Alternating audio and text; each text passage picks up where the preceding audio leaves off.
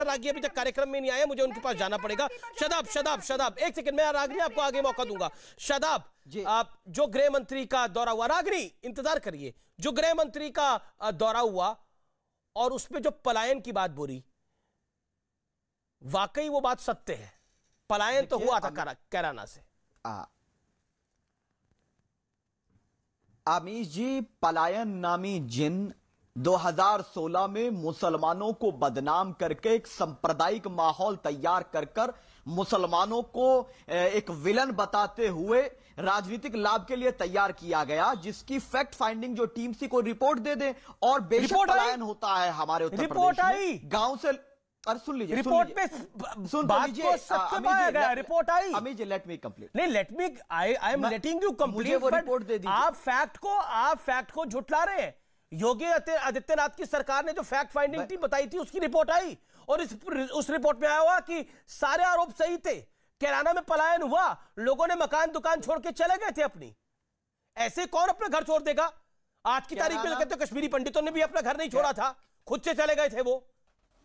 बिल्कुल बिल्कुल, सुन लीजिए। अब अमीश जी, मुझे पूरी बात, क्योंकि मैं उत्तर प्रदेश का नागरिक हूं और कैराना मेरे घर जैसा है, तो मैं इसलिए पूरी कंप्लीट कर ले दीजिए।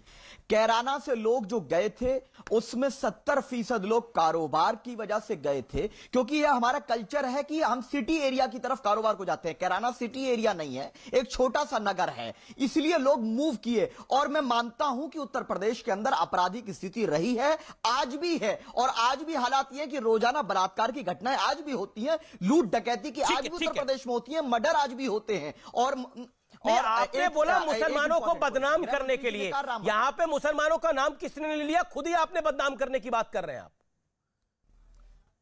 मैंने इसलिए लिया क्योंकि योगी आदित्यनाथ जब उपचुनाव में बड़े बड़ी भाषण दे रहे थे और ये कह रहे थे कि इनसे डर करके, किसी ने कहा टोपी वालों से डर करके, तो वहां लोग धर्म की वजह से डर के नहीं गए थे, अपनी प्रगति के लिए, और जो वहां का अपनी प्रगति के लिए, कश्मीरी पंडित ने अपनी प्रगति के लिए अपना मकान दुकान अपने बर्तन छोड़ के चले गए थे। आप कश्मीर बहुत अच्छी बात है ये। नहीं, अफगानिस्तान में भी जो हवाई जहाज से लटक के आ रहे हैं वो अपनी तरक्की के लिए आ रहे हैं अफगानिस्तान से बाहर।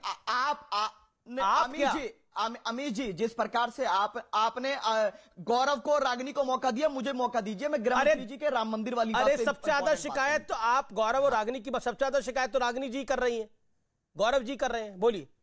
चलिए, वो उनको करने, उतना समय मुझे दे दीजिए, मैं शिकायत नहीं करूंगा, क्योंकि ये सब होना चाहिए। गृह मंत्री जी ने कहा कि राम मंदिर बन रहा है, तो आज मैं धन्यवाद दूंगा अमित शाह जी का, उन्होंने बता दिया कि सुप्रीम कोर्ट से दबाव में बीजेपी ने फैसला दिलवाया, न्याय पर फैसला नहीं था। उन्होंने कहा हम बनवा रहे हैं। दूसरी लास्ट पॉइंट, अखिलेश जी कहते हैं हम मंदिर बनवाएंगे, मतलब साफ है कि सब मंदिर खेल रहे हैं, किसी को देश की चिंता नहीं है। और याद रख लीजिए कि राम मंदिर में कौन चंदा दे चंदा नहीं दे ये इंपॉर्टेंट नहीं है, लेकिन जो ढूंढ रहे थे ना दूरबीन से, उनके बराबर में अपराधी खड़ा था और खुद ये तड़ीपार है, तो क्या ढूंढेंगे? और पलायन के नाम पर जिन फैलाने वालों का जवाब 2022 में जनता देगी। ठीक है, होगा, अहकाम इलाही निजाम मुस्तफा का राज होगा। ये आपने बोली ना अपने एजेंडे की बात, निजाम मुस्तफा का राज होगा। संविधान का राज नहीं चाहिए आपको, निजाम मुस्तफा का राज चाहिए प्रोफेसर रागी। और फिर कहते हैं कि हम सेकुलर हैं। बिल्कुल, वो राज चाहिए जिसमें। अब ठीक है प्रोफेसर रागी, देखिए अमीश जी, ये सही बात है कि भारतीय जनता पार्टी की सरकार ने और केंद्र की सरकार ने अध्यादेश लाकर के राम मंदिर नहीं बनवाया, लेकिन केंद्र सरकार ने और भारतीय जनता पार्टी ने अपने वकीलों को सुप्रीम कोर्ट में यह भेज करके नहीं कहवाया कि इसकी सुनवाई टाल दी जाए। लटकाने, भटकाने और अटकाने का काम नहीं किया, फैसिलिटेट किया उसको। दूसरी बात, जब कांग्रेस पार्टी की सरकार थी तो आप ध्यान रखिएगा राम सेतु पर कांग्रेस पार्टी का क्या स्टैंड था। यही अर्जुन सिंह थे जिन्होंने अयोध्या में एक प्रदर्शनी लगाई थी सहमत ने, जिसने राम और सीता को भाई बहन दिखाया था और 4 लाख रुपए का अनुदान दिया गया था, कांग्रेस की सरकार ने दिया था। राम को मिथक तक डिक्लेयर कर दिया गया। दूसरी बात देखिए, अभी इन्होंने कहा, सादात जी ने बहुत साफ गोई से इनकी प्रशंसा करनी चाहिए कि हम निजाम मुस्तफ़ा कायम करना चाहते हैं।